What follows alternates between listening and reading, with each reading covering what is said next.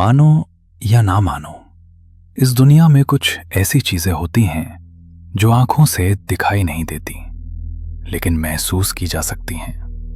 रात के सन्नाटे में अचानक कदमों की आहट, खिड़की के पीछे कुछ हिलता, कोई जो कभी नहीं था, और फिर बस खामोशी। ये कहानियां सिर्फ डर की नहीं हैं, ये हैं सच की परछाइयां। वो पल जब आप सोचते हैं कि क्या आप अकेले हैं या कोई आपको देख रहा है। मैं हूं आपका होस्ट और आप देख रहे हैं मानो या ना मानो, जहां हर कहानी है असली, हर डर है सच्चा। क्या आप तैयार हैं? अगर हां तो आइए आज की डरावनी कहानी शुरू करते हैं।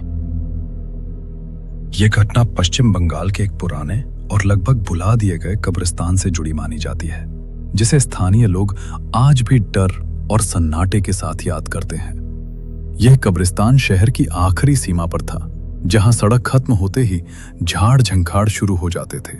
आसपास कोई घर नहीं था, सिर्फ पुराने बरगद, पीपल और सागौन के पेड़ थे, जिनकी मोटी जड़ें जमीन को चीरती हुई बाहर निकली रहती थीं। दिन में भी वहां सूरज की रोशनी पूरी तरह नहीं पहुंच पाती थी, और अजीब बात यह थी कि गर्मियों में भी उस जगह की हवा ठंडी रहती थी। बुजुर्गों का कहना था कि ये जमीन कभी शमशान और कब्रिस्तान दोनों रही थी, और अंग्रेजों के जमाने में यहाँ कई बेनाम लाशें दफनाई गई थीं। साल 2012 में नगर निगम ने वहां सुरक्षा के लिए रात की शिफ्ट में चौकीदार रखना शुरू किया। इससे पहले कब्रिस्तान शाम होते ही बंद कर दिया जाता था, लेकिन कुछ असामाजिक गतिविधियों की वजह से यह फैसला लिया गया। पहले चौकीदार का नाम रफीक अली था। वो पास के गांव में रहता था, साधारण स्वभाव का इंसान, न ज्यादा पढ़ा लिखा और न ही किसी तरह की डरावनी कहानियों पर भरोसा करने वाला। उसके लिए यह बस एक नौकरी थी जिससे वो अपने परिवार का पेट पाल सके। शुरुआत की कुछ रातें बिल्कुल सामान्य थीं। वो अपनी टॉर्च लेकर कब्रों के बीच चक्कर लगाता, कहीं कोई नशे में धुत आदमी दिख जाए तो उसे बाहर भगा देता, और फिर अपनी कुर्सी पर बैठकर बीड़ी पीते हुए समय काटता। लेकिन 7वीं रात लगभग 2 बजे के आसपास माहौल अचानक बदल गया। हवा, जो अब तक पेड़ों की पत्तियों को हिला रही थी, एकदम शांत हो गई। न कोई कीड़ा बोल रहा था, न कोई पंछी। ऐसा लग रहा था जैसे पूरी जगह ने सांस रोक ली हो। रफीक को अचानक बिना किसी वजह के घबराहट महसूस होने लगी। उसकी छाती भारी हो गई और उसे लगा जैसे कोई उसे लगातार घूर रहा हो। उसने टॉर्च उठाकर चारों तरफ रोशनी घुमाई। कब्रों के पत्थर, टूटे हुए नामपट और झुकी हुई क्रॉसें टॉर्च की रोशनी में अजीब परछाइयां बना रही थीं। तभी उसे किसी के चलने की आवाज सुनाई दी। ये आवाज साधारण कदमों जैसी नहीं थी, बल्कि गीली मिट्टी पर नंगे पांव चलने जैसी थी। उसने जोर से आवाज लगाई, कौन है? लेकिन जवाब में सिर्फ सन्नाटा मिला। आवाज धीरे धीरे पास आती जा रही थी। डर के बावजूद रफीक ने हिम्मत जुटाई और आवाज की दिशा में बढ़ा। वहां एक पुरानी कब्र थी, जिस पर सालों से किसी ने फूल तक नहीं चढ़ाए थे। अजीब बात यह थी कि उस कब्र की मिट्टी थोड़ी धसी हुई लग रही थी, जैसे किसी ने हाल ही में उसे छेड़ा हो। उसी पल उसे हल्की सी कराह सुनाई दी। यह इतनी धीमी थी कि अगर कोई और होता तो शायद ध्यान भी ना देता, लेकिन उस सन्नाटे में वो आवाज उसके दिल में उतर गई। उसका शरीर सुन्न होने लगा। तभी टॉर्च की रोशनी में उसने एक औरत की आकृति देखी। वो सफेद कफन जैसी चीज ओढ़े खड़ी थी। उसके बाल खुले हुए थे, चेहरा आधा छाया में था और गर्दन एक अजीब कोण पर झुकी हुई थी, जैसे टूटी हुई हो। रफीक कुछ बोलना चाहता था, लेकिन उसकी आवाज गले में अटक गई।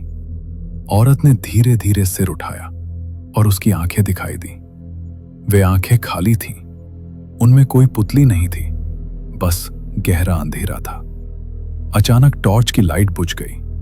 रफीक चीखते हुए पीछे मुड़ा और फाटक की तरफ भागा।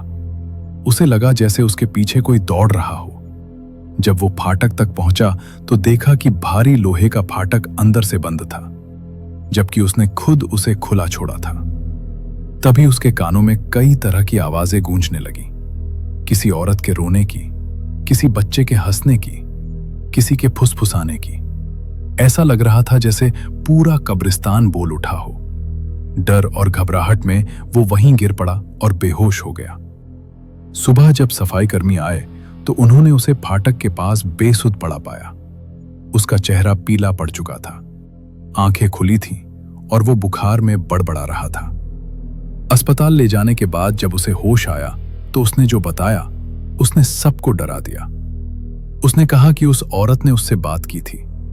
उसने कहा था कि उसे यहां गलत तरीके से दफनाया गया, बिना रस्मों के, बिना किसी अपने के। उसकी मौत एक दुर्घटना नहीं थी, बल्कि किसी की क्रूरता का नतीजा थी। उसने ये भी कहा कि उसकी आत्मा यहां बंधी हुई है और जब तक कोई उसकी कहानी नहीं सुनेगा वो मुक्त नहीं होगी। रफीक ने उसी दिन नौकरी छोड़ दी। लेकिन यह घटना यहीं खत्म नहीं हुई। उसके बाद जो भी चौकीदार आया उसने कुछ ही दिनों में अजीब अनुभवों की शिकायत की। किसी ने कहा कि आधी रात को कब्रों के बीच किसी के चलने की आवाज आती है। किसी ने बताया कि उसे मिट्टी के नीचे से नाखूनों के खुरचने जैसी आवाज सुनाई दी। एक चौकीदार ने तो यह भी कहा कि उसने एक कब्र के ऊपर से किसी के बैठकर रोने की आवाज सुनी, लेकिन वहां कोई नहीं था। स्थानीय लोगों के बीच डर फैल गया। कुछ लोगों ने दावा किया कि उन्होंने रात के समय कब्रिस्तान के अंदर नीली रोशनी देखी, जबकि वहां बिजली का कोई कनेक्शन नहीं था। एक बुजुर्ग ने बताया कि करीब 30 साल पहले उसी कब्रिस्तान में एक अनाथ औरत को दफनाया गया था। उसकी मौत संदिग्ध थी। कहा जाता था कि वो किसी के साथ आखिरी बार देखी गई थी, लेकिन मामला दबा दिया गया और बिना पूरी जांच के उसे दफना दिया गया। कोई उसके लिए रोने वाला नहीं था, कोई सवाल उठाने वाला नहीं था।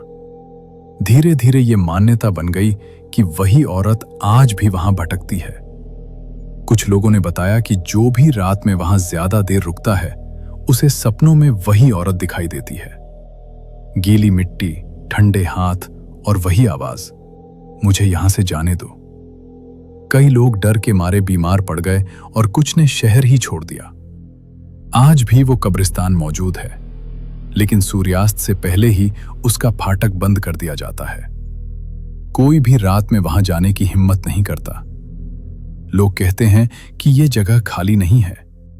वहां जो दफन है उनमें से कुछ अब भी जाग रहे हैं, और जो उनकी आवाज सुन ले वो उसे कभी भूल नहीं पाता।